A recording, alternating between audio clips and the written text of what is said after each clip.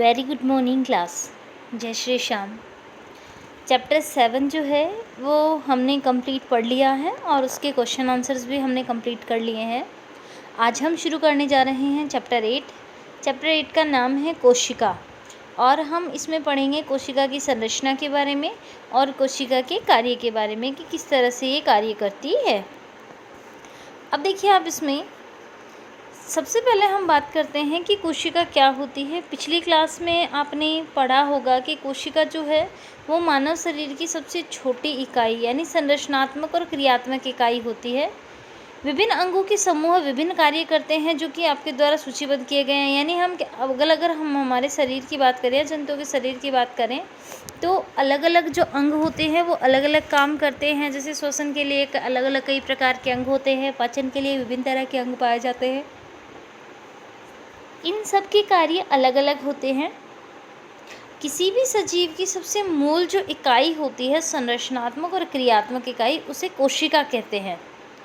कोशिकाओं की तुलना हम ईंट से कर सकते हैं। जिस तरह से अलग अलग तरह की जो ईंट है वो जोड़कर किसी घर को बनाया जाता है, बिल्कुल उसी तरह से कोशिकाएं एक दूसरे से जुड़कर सजीव के शरीर का निर्माण करती हैं। अब देखिए, ध्यान दीजिए, कोशिका की खोज की थी रॉबर्ट हुक ने 1665 में। ध्यान रखें, रॉबर्ट हुक ने 1665 में खोज की थी कोशिका की। इन्होंने क्या किया, कॉर्क की जो छाल होती है उसको स्लाइड पर रख के देखा तो उन्हें जो है इस तरह की संरचना दिखाई दी।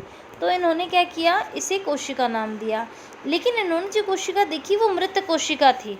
इसके बाद 1674 में, ध्यान रखें, ये तो रॉबर्ट हुक ने 1665 में सबसे पहले कोशिका को देखा था रॉबर्ट हुक ने, और देखा था 1665 ईस्वी में। लेकिन ये कोशिकाएं कैसी थी, मृत थी। इसके बाद 1674 में ल्यूवेन हॉक ने क्या किया, जीवित कोशिका को सबसे पहले देखा। तो रॉबर्ट हुक ने कोशिका की खोज की थी और इन्होंने क्या किया, रॉबर्ट हुक ने 1665 में कॉर्क की स्लाइड का सामान्य आवर्धन यंत्र की सहायता से अध्ययन किया।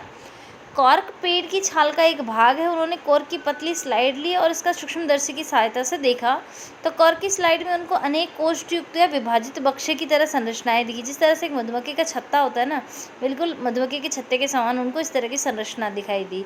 तो इन्होंने इनको नाम दिया कोशिका। उन्होंने ये भी देखा कि कोष्ठ अथवा बॉक्स एक दूसरे से दीवार अथवा विभाजन पट्टी द्वारा अलग हैं। हुक ने प्रत्येक कोष्ठ को कोशिका नाम दिया। हुक द्वारा देखी गई ये बक्सेनुमा संरचना वास्तव में जो मृत कोशिका थी, सजीवों की जीवित कोशिकाओं को संवर्धित सूक्ष्मदर्शी की खोज के बाद ही देखा जा सका। और सबसे पहले जीवित कोशिका को किसने देखा, सबसे पहले जीवित कोशिका को देखा ल्यूवेन हॉक ने 1674 में। इसके बाद देखिए, रॉबर्ट हुक ने प्रेक्षण में लगभग 150 वर्षों के बाद भी कोशिका के विषय में बहुत कम जानकारी थी। आज हमें कोशिका की संरचना, इसके कार्यों के बारे में बहुत सारी चीज़ें पता हैं। ये सारी की सारी चीज़ें अधिक आवर्धक क्षमता वाले सूक्ष्मदर्शी और अन्य तकनीकों द्वारा ही संभव हो पाई हैं। अगर हम कोशिका की बात करें तो किसी भी कोशिका की हम बात करें, चाहे वो जंतु कोशिका हो या पादप कोशिका हो, कोशिका के सबसे बाहर एक झिल्ली पाई जाती है जिसे कहते हैं कोशिका झिल्ली। कोशिका के बाहर, सबसे बाहर की तरफ एक झिल्ली होती है जिसे कोशिका झिल्ली कहा जाता है। और देखें, इसके अंदर एक गोल संरचना होती है, इसे कहते हैं केंद्रक।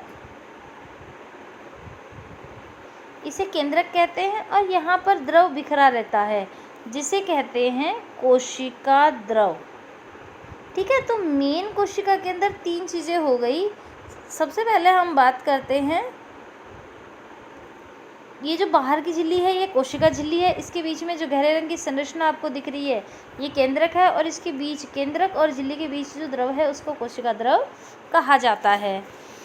कोशिका के बारे में भवन के लिए ईंट और सजीवों में कोशिका दोनों ही मूलभूत संरचनात्मक इकाई है। जैसे किसी घर को बनाने के लिए मेन ईंटों की ज़रूरत होती है, ईंटों से घर बनता है, बिल्कुल इसी तरीके से कई सारी कोशिकाओं से जो है वो सजीव के शरीर का निर्माण होता है। भवन के लिए ईंट एवं सजीवों के लिए सजीव दोनों में ही जो है, भवनों के अंदर जिस तरह से ईंट और सजीवों में कोशिका, ये दोनों ही मूल इकाई होती है, संरचनात्मक इकाई।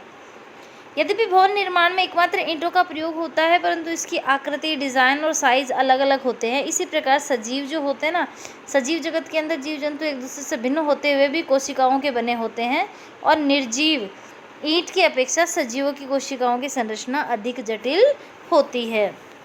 अब यहाँ पे जो पहेली है वो ये जानना चाहती है, मुर्गी का अंडा आसानी से दिखाई दे जाता है, क्या ये एकल कोशिका है या कोशिकाओं का समूह? ध्यान रखिए, अंडा चाहे मुर्गी का हो या अन्य किसी पक्षी का या अन्य जंतु का, वो एकल कोशिका ही होता है। तो मुर्गी का जो अंडा है वो एक एकल कोशिका है, ना कि कोशिकाओं का समूह। वास्तव में कोशिकाएं इस तरह, जैसे ईंट आपको दिख रही है, ईंटों की दीवार दिख रही है, एक के बाद एक ईंटें आपस में जुड़ी हुई हैं, बिल्कुल ऐसे ही कोशिकाएं होती हैं। यहाँ पे देखिए, यहाँ पे प्याज जो है उसकी झिल्ली को अगर हम लेंस में, सूक्ष्मदर्शी में देखते हैं, माइक्रोस्कोप में, तो वो इस तरह से दिखती हैं। और इनके बीच में ये जो गोल गोल, हर बॉक्स के बीच बीच एक गोल गोल संरचना जो आपको दिखाई दे रही है, ये है केंद्रक।